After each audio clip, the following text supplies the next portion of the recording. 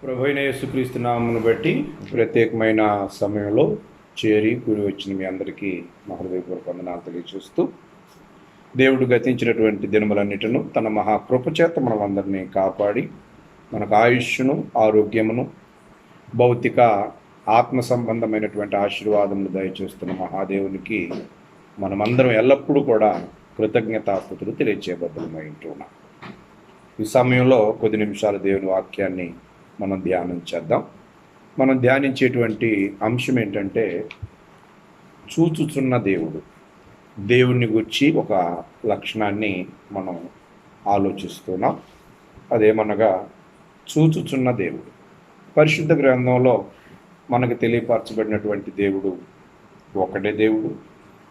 ఆ ఒక్క దేవుడు సర్వశక్తిమంతుడని, ఆ ఒక్క దేవుడే సర్వజ్ఞానము కలిగిన దేవుడని, ఆ ఒక్క దేవుడే సర్వాంతర్యామి అయి ఉన్న దేవుడని పరిశుద్ధ గ్రంథం ద్వారా మనం నేర్చుకుంటూ ఉన్నాం. కాబట్టి ఆ దేవుడిని గురించి పలికినటువంటి మాట ఈ చూచుచున్న దేవుడని ఒక స్త్రీ పరిశుద్ధ గ్రంథంలో దేవుడికి పేరు పెట్టింది. పరిశుద్ధ గ్రంథంలో దేవుని గురించి అనేక రీతులుగా, అంటే ఆయన ప్రేమ స్వరూపి అయి ఉన్న దేవుడని, కనికరము కలిగిన వాడని, జాలి కలిగిన వాడని, చూచుచున్న దేవుడని, ఈ రీతిగా అనేక పేర్లు దేవుని గూర్చి ఆయా సందర్భోచితంగా పలికిన సందర్భాలు పరిశుద్ధ గ్రంథంలో మనం చూడగలుగుతాం. అయితే మనం ఈ రోజున చూచుచున్న దేవుడు అనే విషయాన్ని కొద్ది నిమిషాలు ధ్యానం చేద్దాం. మనము ఈ చూచుచున్న దేవుడు అనేటువంటిది ఎవరు, ఎప్పుడు, ఎక్కడ, ఎలా అన్నారు అనేటువంటి విషయాన్ని మొట్టమొదటిగా మనం ఆలోచన చేస్తే, హాగరు శారా దాసి అయినటువంటి హాగరు పలికినటువంటి మాట, ఆమె గర్భవతి అయి పారిపోవచ్చున్న సందర్భంలో యెహోవా దూత ఆమెకు ప్రత్యక్షమై పలికిన మాటల సందర్భాన్ని బట్టి తన హృదయంలో నుంచి వచ్చిన మాట ఈ మాట. ఆదికాండము 16వ అధ్యాయము, ఆదికాండము 16వ అధ్యాయము 9వ వచనం నుంచి ఈ సందర్భాన్ని మనం చదవగలుగుతాం. అప్పుడు యెహోవా దూత నీ యజమానురాలి యొద్దకు తిరిగి వెళ్ళి ఆమె చేతి క్రింద అణిగి ఉండుమని దానితో చెప్పాను. మరియు యెహోవా దూత నీ సంతానమును నిశ్చయముగా విస్తరింపజేసేదను, అది లెక్కింప వీలు లేనంతగా విస్తారమునని దానితో చెప్పాను. మరియు యెహోవా దూత, ఇదిగో యెహోవా నీ మొరను వినెను, నీవు గర్భవతివై ఉన్నావు, నీవు కుమారుని కని అతనికి ఇష్మాయేలు అని పేరు పెట్టుదువు. అతడు అడవిగాడిద వంటి మనుష్యుడు, అతని చెయ్యి అందరి చేతులు అతనికి విరోధముగా ఉండును. అతడు తన అందరి ఎదుట నివసించునని దానితో చెప్పగా, అది చూచుచున్న దేవుడవు నీవే అను పేరు తనతో మాట్లాడిన యెహోవాకు పెట్టాను. ఎలయనగా నన్ను చూచిన వారిని నేను ఇక్కడ చూచుతున్నా కదా అని అనుకో. ఇక్కడ హాగరు తాను చూచుచున్న దేవుడు అని యెహోవాకు పేరు పెట్టింది. అంటే ఇక నాకు ఇక దిక్కు లేదు, నాకు ఏ దిక్కు లేదని చెప్పేసి తాను పారిపోతున్నటువంటి సందర్భంలో యెహోవా దూత ప్రత్యక్షమై మాట్లాడిన ఆ మాటలను బట్టి, అయితే దేవుడు నా పరిస్థితిని చూస్తున్నాడు, నన్ను చూస్తున్నాడు అనేటువంటి ఒక ముగింపుకి తాను వచ్చి తన హృదయంలో నుంచి దేవుని గురించి మాట్లాడింది అనమాట. ఏమని? చూచుచున్న దేవుడవు, నన్ను చూస్తున్నటువంటి దేవుణ్ణి నేను ఈ రోజున చూచాను అని చెప్పని ఒక ఆలోచనతో నీవు చూచుచున్న దేవుడవు. చూచుచున్న దేవుడిని నమ్మినటువంటి ఆ నమ్మికల్లో ఉంచినటువంటి ఆ మాటలు ఈ రోజున మనం కూడా దేవుడు చూస్తూ ఉన్నాడు. దేవుడు అన్ని సందర్భాల్లో అందరినీ చూస్తున్నాడు. ఆ విషయాన్ని మనం నమ్మి మన జీవితాలు కొనసాగించగలిగితే మన విధానం వేరుగా ఉంటుంది. ఆత్మ సంబంధమైన విషయాలు కొన్ని సందర్భాల్లో మనం దేవుడు మనల్ని చూస్తున్నాడని చెప్పేసి అనుకుంటాం. ఎందుకైనా మంచిదని మన బ్యాకప్ అనగా ఆర్థిక పరిస్థితులు, లేకపోతే కుటుంబ అవసరతల విషయంలో చాలా దిగులు చెందుతూ ఉంటాం. దేవుడు చూస్తున్నాడులే అని అనుకుంటుంటాం, కానీ మరలా ఒక పక్కన భవిష్యత్తు ఎలాగా అని చెప్పేసి అని మరలా దిగులు పడుతున్నటువంటి సందర్భాలు కూడా ప్రతి ఒక్కరి జీవితంలో చూస్తుంటాం. కానీ దేవుడు మన భౌతిక అవసరతలను తీర్చగలిగినటువంటి దేవుడు. ఆయనకి మనకి ఆ అవసరతలు ఉన్నాయి అనేటువంటి విషయం దేవుడికి తెలుసా లేదా? ఆయన చూస్తున్నాడా లేదా? చూస్తున్నాడు.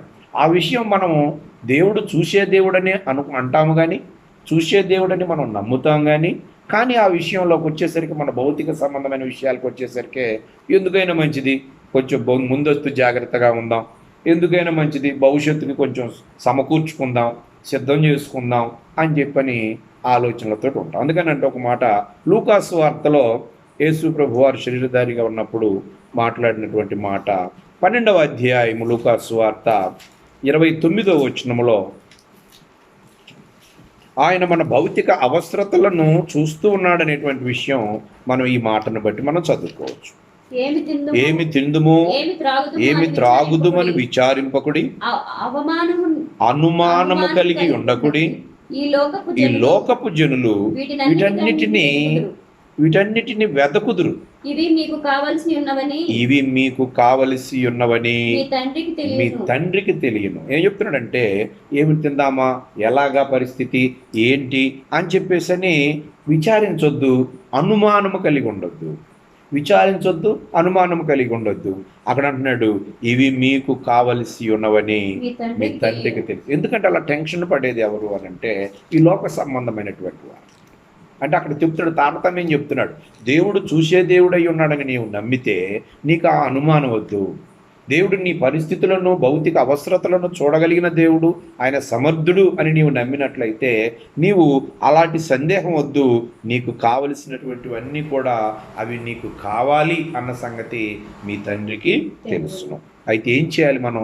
31వ వచనంలో అంటున్నాడు, మీరైతే రాజ్యమును వెదకుడి, దానితో కూడా ఇవి మీకు అనుగ్రహం. ఇవేవి భౌతిక సంబంధమైనవి రావాలి, మనం పొందుకోవాలి అని అంటే ఆత్మ సంబంధమైనటువంటి దేవుని రాజ్యమై ఉన్న, క్రీస్తు రాజ్యమై ఉన్న సంఘము మీద మనం దృష్టి పెట్టాలి. సంఘం మీద మనం దృష్టి పెడితే మన భౌతిక అవసరతలను దేవుడు తీర్చగలడు. భౌతిక అవసరతలు కష్టమైనవి కావాలి, దేవునికి అసాధ్యమైనది ఏది కూడా లేదు. కాబట్టి ఆయన మన భౌతిక అవసరతల వైపు ఆయన చూస్తూ ఉన్నాడు అనే విషయాన్ని మనం ఇక్కడ అర్థం చేసుకోవాలి. తర్వాత ఆయన మన అక్కరలను ఎరిగినవాడు. ఎవరికి ఏమి ఎప్పుడు కావాలో అది అప్పుడు వారికి దయచేయగలిగినటువంటి దేవుడు. అందుకనే యేసుప్రభు వారు ప్రార్థనను గురించి నేర్పుతూ అన్యజనులు అంటున్నారు, వారట ఎక్కువగా మాట్లాడి ప్రార్థనలో ఎక్కువగా మాట్లాడి దేవునితోటి ఉంటే ఆయన మన మొర ఆలకిస్తాడని చెప్పేసి అన్యజనులు అనుకుంటున్నారట. మత్తయి సువార్త 6వ అధ్యాయము 7-8 వచనాలు. మరియు మీరు ప్రార్థన చేయనప్పుడు అన్యజనుల వలె వ్యర్థమైన మాటలు వచింపవద్దు, విస్తరించి మాట్లాడుట వలన తమ మనవి వినబడులని వారు తలంచుతున్నారు. అన్యజనులు ఏమనుకుంటున్నారంటే ఏదో ఎక్కువగా చేస్తే అంటే ప్రార్థన దేవునికి చేస్తున్నాం అన్న సంగతి వాళ్ళు మర్చిపోయి ఏదో వాళ్ళ ఇష్టం వచ్చినట్లు ఎవరితో మాట్లాడుతున్నాం, ఎలా మాట్లాడుతున్నాం అన్న సంగతి కూడా మర్చిపోయి మాట్లాడేస్తారు. అలా కాకుండా అన్యజనుల ప్రార్థనలా కాకుండా వారు ఏమనుకుంటున్నారంటే విస్తరించి మాట్లాడుట వలన వారు తమ మనవి వినబడులని వారు తలంచుచున్నారు.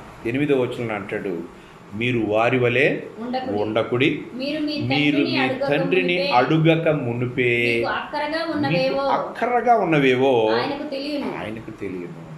దేవుని మనం అడగక మునిపేనట మనకి ఏం అవసరమో, ఎవరికి ఏమి ఎప్పుడు అవసరమో అవి అప్పుడు వారికి దయచేయగలిగినటువంటి దేవుడు. అందుకని మీరు అడగక మునిపే మీకు అక్కరగా ఉన్నవేవో ఆయనకు తెలియదు. కాబట్టి దేవుడు మన అక్కరల వైపు, దేవుడు మన భౌతిక అవసరతల వైపు ఆయన చూస్తున్నాడా లేదా? చూస్తున్నాడు. దేవుడు చూస్తున్నప్పుడు, సర్వశక్తిమంతుడైనటువంటి దేవుడు చూస్తున్నప్పుడు మనము విచారించవలసిన అవసరత లేదు, అనుమానించవలసిన అవసరత లేదు. ఎందుకంటే హాగరు చెప్పినట్లుగా దేవుడు చూచుచున్న దేవుడు. తర్వాత రెండవ విషయానికి వచ్చేసరికి ఆయన మన పాపములను చూడగలడు. చూచుతున్న దేవుడు అంటే భౌతిక అవసరతల వైపు మాత్రమే కాదు. కొన్ని సందర్భాల్లో కష్టం వచ్చినప్పుడు ఏమంటామంటే బాగున్నారా అని చెప్పానంటే కొంతమంది ఏమంటారు, దేవుడు మమ్మల్ని చిన్న చూపు చూస్తున్నాడు అంటారు. మనం ఆ మాట విన్నాం కదా, అక్కడక్కడ వింటాం కదా. ఏమంటారంటే మమ్మల్ని దేవుడు చిన్న చూపు చూస్తున్నాడు అంటే వారికి ఉన్నటువంటి ఇబ్బందులను బట్టి, వారికి ఉన్నటువంటి శ్రమలు శోధనలను బట్టి, భౌతిక అవసరతలను బట్టి దేవుడు చిన్న చూపు చూస్తున్నాడు అంట. కానీ చిన్న చూపు చూస్తున్నాడని వారు అనుకుంటారు, కానీ దేవుడు అందరినీ చూస్తూ ఉన్నాడు. అదే సమయంలో దేవుడు మన పాపములను కూడా చూడగలడు. అంతే ఇక్కడ ఈ రీతిగా చెప్తున్నాడు కీర్తనాకారుడు 69వ అధ్యాయము 69వ కీర్తన 5వ వచనంలో ఈ రీతిగా తెలియజేస్తున్నాడు. చదువుతాం. దేవా, కీర్తనల గ్రంథము 69వ కీర్తన 5వ వచనం. దేవా, నా బుద్ధిహీనత నీకు తెలిసే ఉన్నది, నా అపరాధములు నీకు మరుగైనవి కావు.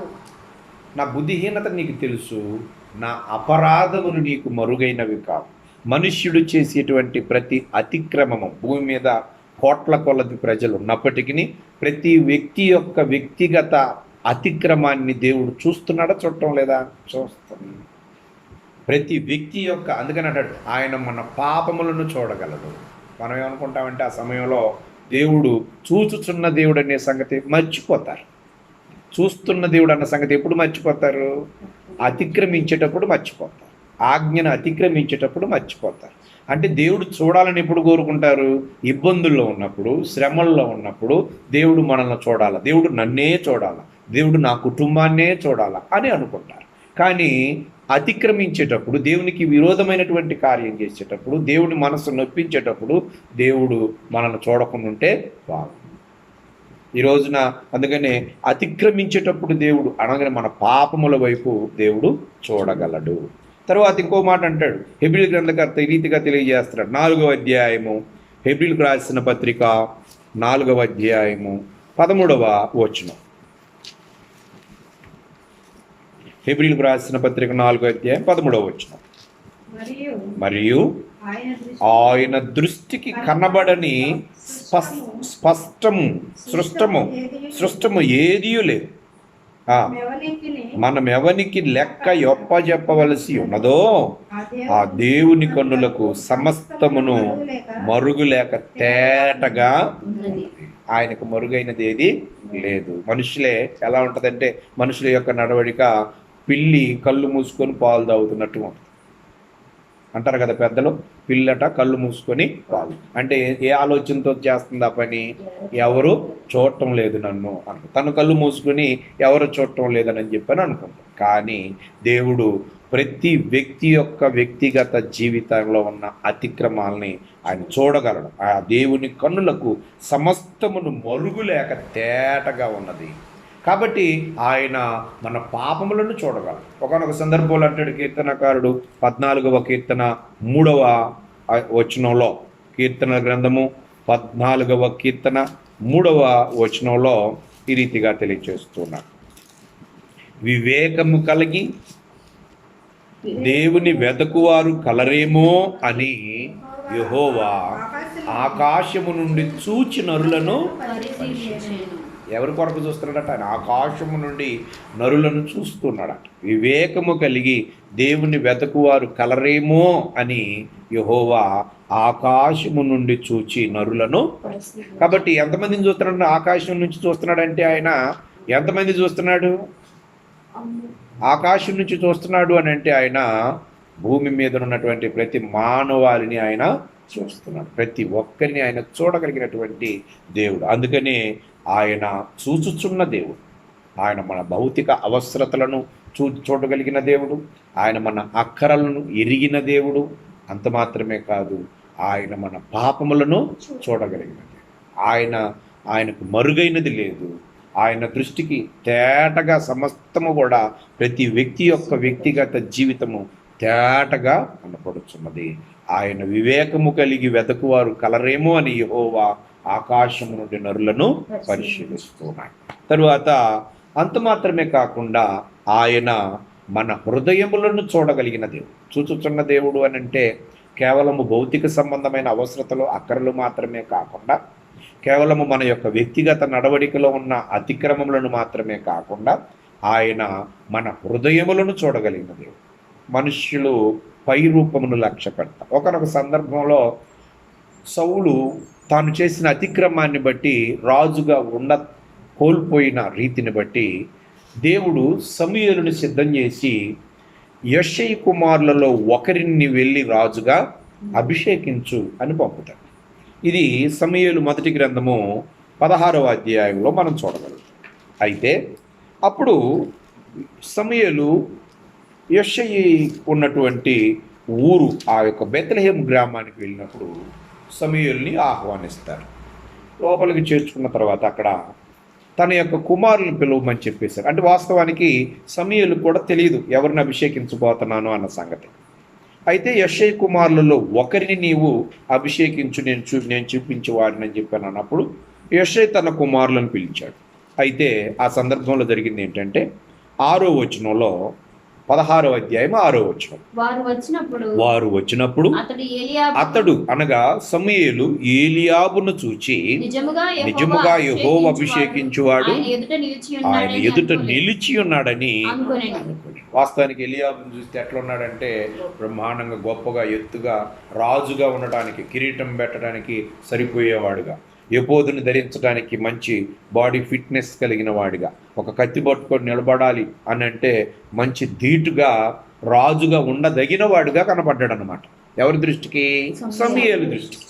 అయితే అలా అనుకుంటే యెహోవా ఏమన్నాడట? 7వ వచనం, అయితే యెహోవా సమూయేలుతో ఇలాగు సెలవిచ్చెను, అతని రూపమును అతని ఎత్తును లక్ష్య పెట్టకము, మనుష్యులు లక్ష్య పెట్టు వాటిని యెహోవా లక్ష్య పెట్టడు, నేను అతన్ని త్రోసివేసి ఉన్నాను.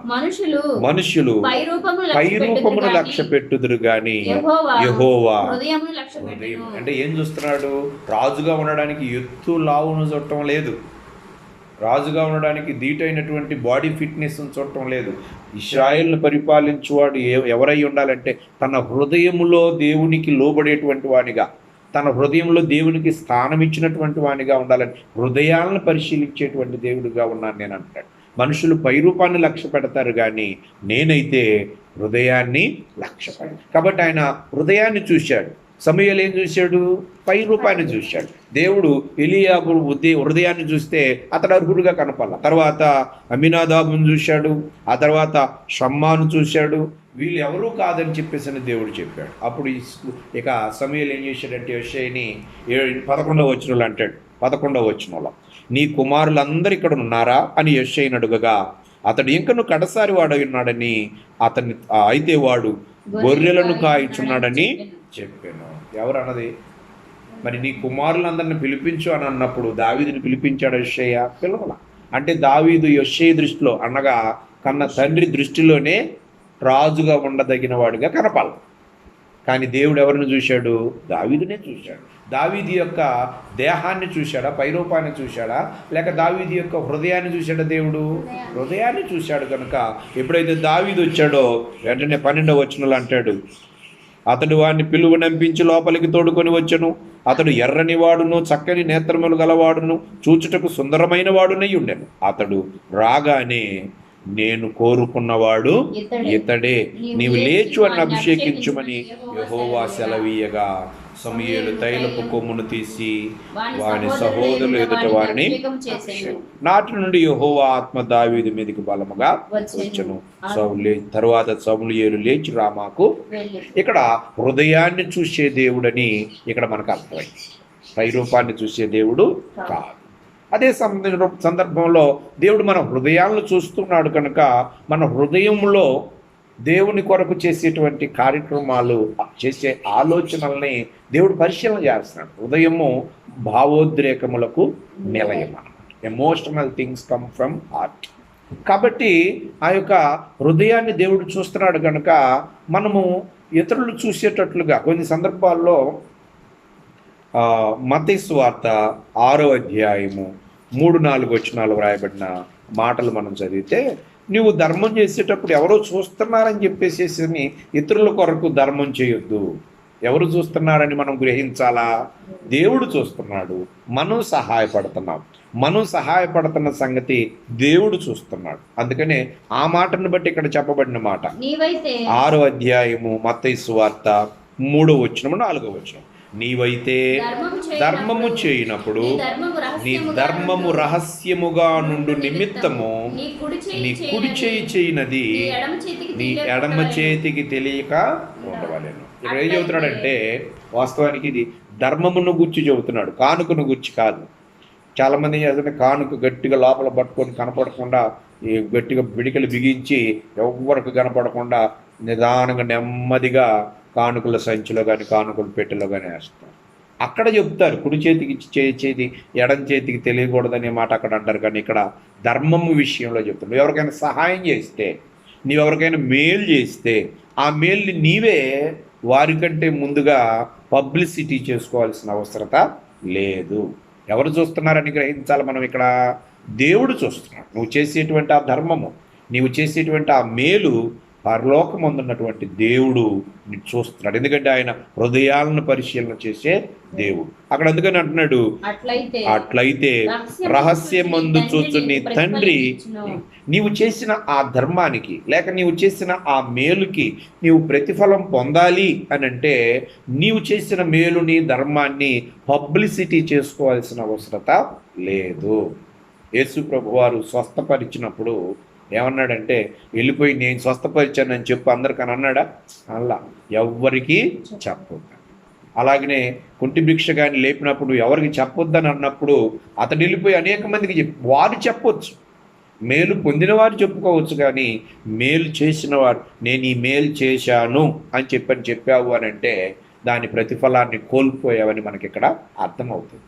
రహస్యమందు చూచు నీ తండ్రి నీకు ప్రతిఫలం ఇవ్వాలి అని అంటే నీవు ఆ యొక్క ధర్మము ఆ మేలు నీవు రహస్యముగానే చేయాలి. అంటే పబ్లిసిటీ అనేటువంటి, ఎందుకంటే హృదయాన్ని చూసేటువంటి దేవుడు అయి ఉన్నాడు. కాబట్టి చూచుచున్న దేవుడు అంత మాత్రమే కాదు, ఆయన మన హృదయములో ఆయనకు విరోధముగా లేక ఆయన స్వరూపమందు ఆయన పోలిక చొప్పున నిర్మించబడినటువంటి మరొక సహోదరికి విరోధముగా సనిగినప్పుడు కూడా దేవుడు మన సనుగులను చూస్తున్నాడా లేదా?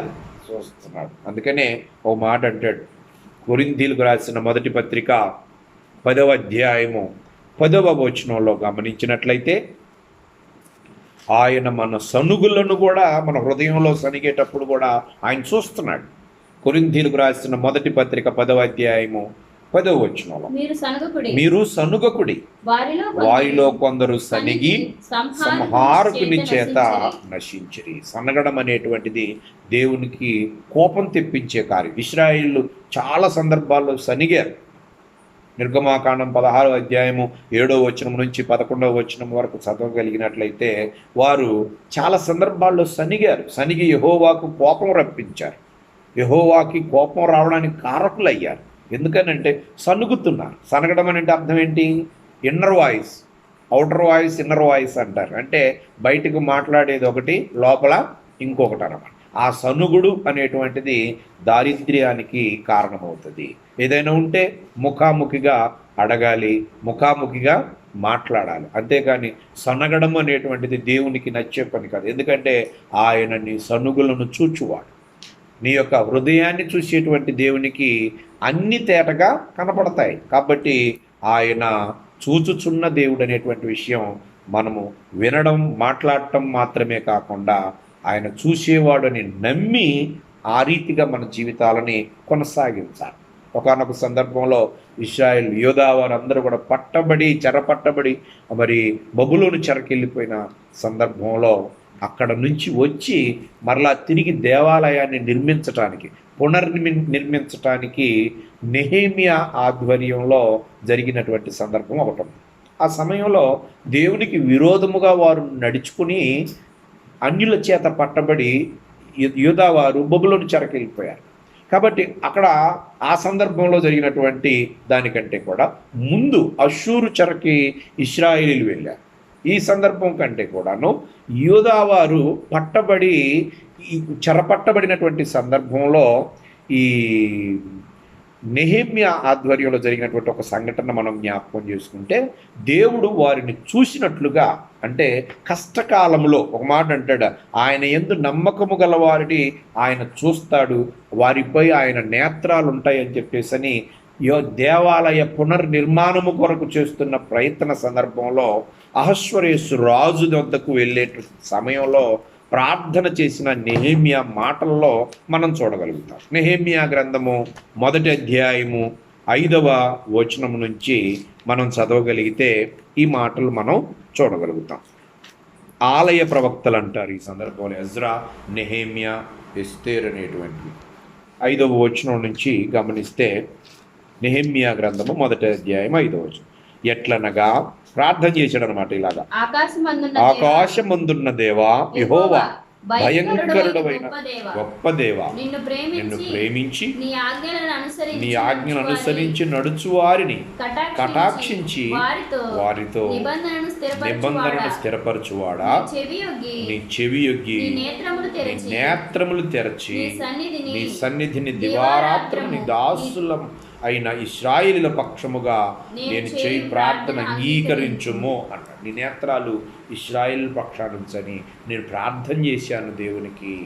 ప్రార్థన చేసుకొని ఆ తరువాత అర్థహస్త రాజు ఏలుబడిలో ఆయన దగ్గరికి వెళ్ళడానికి ముందుగా ఈయన ప్రార్థన చేసుకొని వెళ్ళాడు. అంటే ఇది మెడియన్స్ పార్సియన్స్ కాలంలోనమాట, మాదీయ పారసిక రాజ్య సందర్భంలో జరిగినటువంటి సంఘటన. ఈ సంఘటన చెరపట్టబడినటువంటి సందర్భంలో మరలా తిరిగి వచ్చి దేవాలయ నిర్మాణం కొరకు వారు ప్రయత్నం చేస్తున్నప్పుడు నెహెమ్యా, దేవా నీ నేత్రములు తెరచి నీ సన్నిధిని దివారాత్రము నీ దాసులైన ఇశ్రాయేలు పక్షముగా ఉంచమని ప్రార్థన.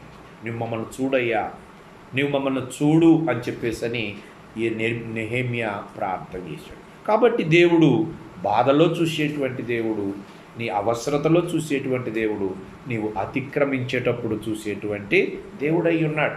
నీవు మేలు చేసేటప్పుడు కూడా, ఇతరులకు ధర్మం చేసేటప్పుడు కూడా ఆయన చూసే దేవుడై ఉన్నాడు. అందుకని హాగరు తన శ్రమలో, తన ఇబ్బందిలో ప్రాక్టికల్గా గ్రహించి ఆయన చూచుచున్న దేవుడు. కాబట్టి చూచుచున్న దేవుడిని గూర్చి మనం ఆలోచన చేశాం. కాబట్టి దేవుడు చూస్తున్నాడు. తన కుమారుడైనటువంటి యేసుక్రీస్తు ద్వారా మనం నడుచుకున్న నడవడికను బట్టి రేపు తీర్పు తీర్చనై ఉన్నాడు. అందుకని ఒక వచనం చదువుకొని ముగించుకుందాం. కొరింథీయులకు రాసిన 2వ పత్రిక 5వ అధ్యాయము 10వ వచనంలో ఈ రీతిగా తెలియజేస్తున్నాడు. ఎందుకనగా తాను జరిగించిన క్రియల చొప్పున అవి మంచివైన సరే చెడ్డవైన సరే దేహముతో జరిగించిన వాటి ఫలమును ప్రతివాడును పొందినట్లు మనమందరమును క్రీస్తు న్యాయపీఠము ఎదుట ప్రత్యక్షము కావలెను. కాబట్టి మనమందరమును క్రీస్తు న్యాయపీఠము ఎదుట ప్రత్యక్షం కావాలి. కారణం ఏంటి అనంటే, మనం చేసేటువంటి కార్యములను బట్టి మనము తీర్పు పొందనై ఉన్నాము. అందుకని దేవుడు చూస్తున్నాడనే విషయాన్ని మనం గ్రహించాలి. మన అక్కరల అవసరతల విషయంలో ఆయన చూసే దేవుడు, మన అతిక్రమాలని ఆయన చూసే దేవుడు, మన హృదయాన్ని ఆయన చూసే దేవుడు. కాబట్టి చూచుచున్న దేవుణ్ణి నమ్మి నీవు నేను భయభక్తులు కలిగి మన జీవితాలని ఆయన చిత్తానుసారముగా నడుచుకుందాం. అట్టి కృప దేవుడు మనందరికీ దయచేయాలని కోరుకుంటూ శ్రద్ధగా ఆలకించిన మీకు ప్రభునామములో వందనాలు తెలియజేస్తూ ముగిస్తూ ఉన్నాను.